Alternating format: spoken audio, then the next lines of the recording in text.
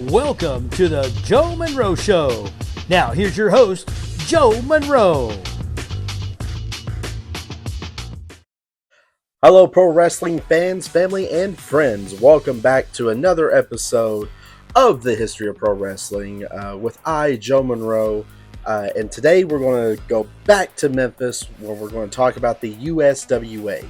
But before we get into that, let's shout out some lovely sponsors real quick.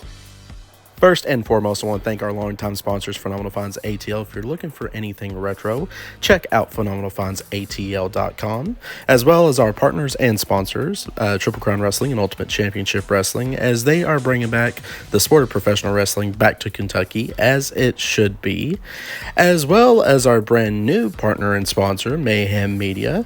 Anything with our lives that we are doing will be under the Mayhem Media banner for now, so thank you, JD, for bringing us along in this historic ride, as well as Les Murphy Painting. If you're having any trouble with any painting needs, contact Les Murphy at 734-334-3702. And as always, to our sponsors, thank you so much for your love and support, especially Mayhem Media. We are now joining up with them. They are going to be our partners for now on. So thank you so much, JD, from Mayhem Media, for allowing us to, help grow the company. But let's get right into it, and actually, let's do a little bit of time travel here.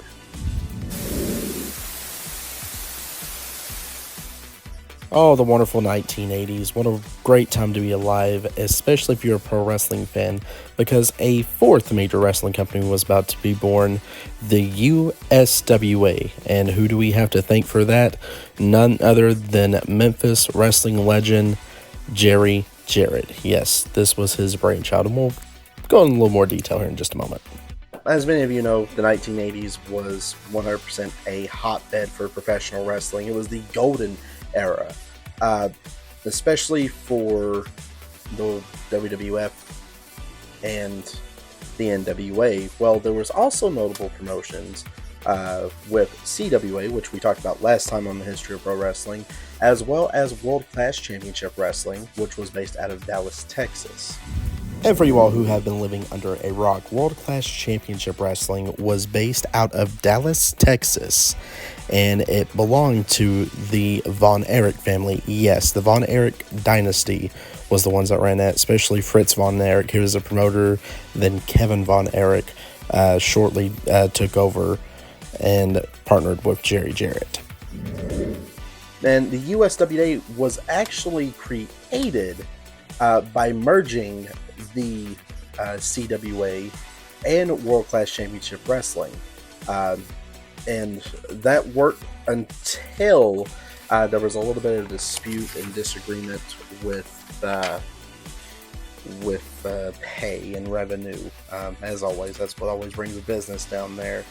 And World Class separated for a little bit. Then within 2 short months, due to lack of revenue, they ended up shutting down. And then the USWA was able to come back for a little bit. Then they would just come around just periodically because GWF was starting up. We'll talk about World Class and GWF a later date. Trust me, that's coming, folks. Just bear with me. Then in 1992, the USWA started trading with the WWF. They did talent exchange where some of their talent would go to the USWA for a little bit, basically using them as what NXT is today.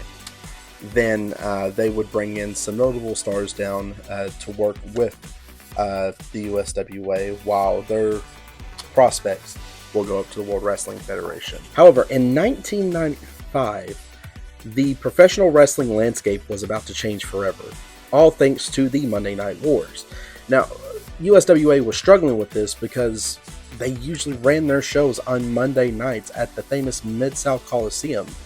And thanks to live professional wrestling from WCW and later on from the WWF, their numbers unfortunately decided to dwindle. And there could be, the difference in between the quality of matches as well. You have USWA that was putting on the same Memphis style wrestling.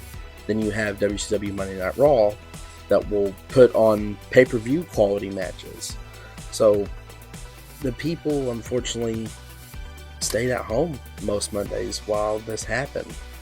And the live audience attendance marquees for USWA unfortunately dwindled.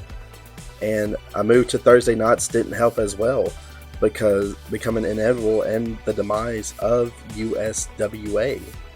And with the closing of USWA, a combination of poor lineup, some standard venue, lack of talent, and holding the show on a Thursday night led to a show on April 3rd of 1996, for example, drawing the smallest crowds in Memphis wrestling history, with just 372, paying about 1800s to a flea market called the Big One. I mean, for crying out loud, this is how bad they've fallen from grace, from the mighty CWA transitioning into the USWA. But you do see this a lot, especially with companies like this, and it is a shame. I agree with you all. It is very hard to process, especially for someone like Jerry Jarrett, who had a mind for the pro wrestling business. Same with his son, Jeff Jarrett, who still has a mind for the wrestling business. I mean, heck, TNA's still going on, so must have done something right? Now, the Louisville and Nashville crowds actually stayed pretty consistent, but the Memphis crowds just kept dwindling, and unfortunately, they had to close. Now, they will always be part of wrestling history. I mean, heck, look at the talent, just to name a couple here, that came through the USWA at the time. Most notable, Stunning Steve Austin, who will later on become Stone Cold Steve Austin in the World Wrestling Federation, as well as Cactus Jack Manson, yes, you heard me right, Manson, who is Mick Foley, and this is his famous persona, Cactus Jack, as well as Jerry Lawler and Jeff Jarrett, who are very notorious for Memphis wrestling and still work in the professional landscape today. And these people are well known to this day. Heck, some still work to this day. Some still work with WWE right now. Now, USWA did have its issues. However, the fan base is still here. Just like with the CWA, they still refer to it as Memphis Wrestling, especially here in Kentucky, notably Louisville, Kentucky. But not only did they have shows in Louisville, they also had shows in Memphis, Tennessee, Dallas, Texas, Evansville, Indiana, Jackson, Tennessee. I got a paper here, so I got to read it off here. Jonesboro, Arkansas. I think I said that right. And Tupelo, Mississippi. Yes, the same Tupelo, Mississippi that Elvis is from. So there we go. There's two things to connect Elvis and wrestling yet again. Not only do we have Memphis, but we also have Tupelo, Mississippi. Just a little fun fact for you there. But you know, the history with the Memphis territory will forever go down in pro wrestling history. I mean, if you look at today's programming, especially with how this new age is starting to emerge, you see a lot of Memphis style booking still happening in major companies, and a lot of people who are not familiar with Memphis, they don't sneeze at it, they sneeze at it, and I'm like, well, you shouldn't, because Memphis is a big reason for I hate saying this word, sports entertainment that we get today. But it's still professional wrestling to me, so we're going to refer to it on my show as professional wrestling. But as all good things, it must come to an end, and so does this episode. Folks, thank you so much for tuning in to another great episode of the History of Pro Wrestling. We will be back next week because we're going to do things just a little bit different with the History of Pro Wrestling starting this month. We're going to look at some notable wrestlers from the USWA, and next one we're going to look at wrestled with CWA and USWA, and I am talking about Bill Dundee. So tune in next Saturday where we're going to talk about Bill Dundee.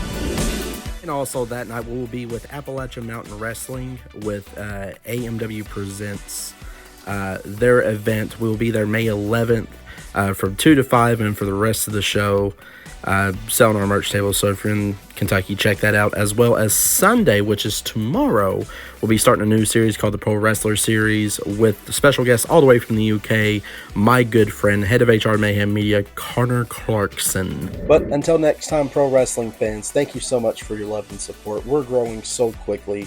Let's continue to strive and try to get to 1,000 by June. We may not hit it, but if we don't, oh well, we're still going to strive to get to 1,000 followers. But with that being said, pro wrestling fans, have a good night, stay safe, and always, always, always, always, always support the crazy sport of professional wrestling. We are out.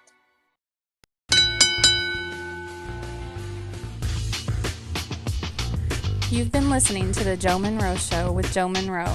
Don't forget to like and subscribe.